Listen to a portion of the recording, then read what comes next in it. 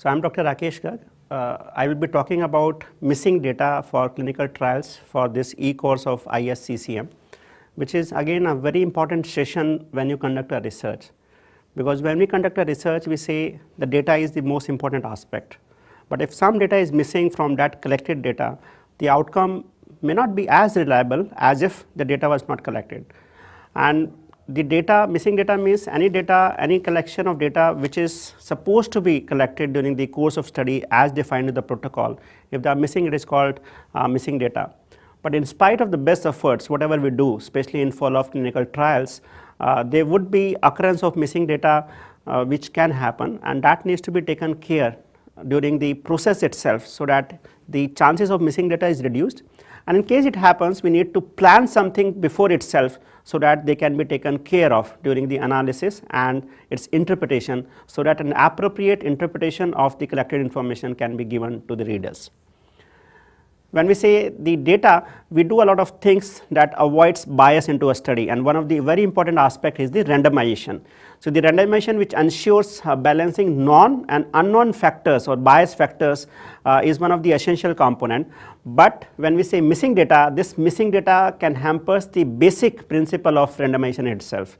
So this means when we say the known and unknown factors of bias has been taken care by randomization, so that can be affected by missing data itself, and that itself the basic assumption of study, a randomized study will be hampered if data is missing from the study.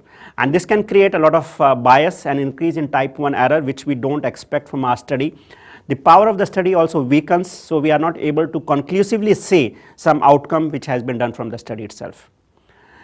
For analysis in a study with missing data, we sometimes use some assumptions, and these are usually the untestable assumptions, though we can statistically define them, but again they remain untestable, and that's why whatever the estimates that we receive after these assumptions are biased one.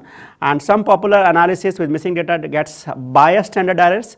They have wrong p-values, the confidence intervals may be not appropriate, they may be inefficient or inappropriate. So this means the final thing that we are expecting from a data, absolute correct confidence interval or a p-value will be affected by the missing data. Hence, it becomes too difficult for us to analyze and interpret the data on the background of a missing data.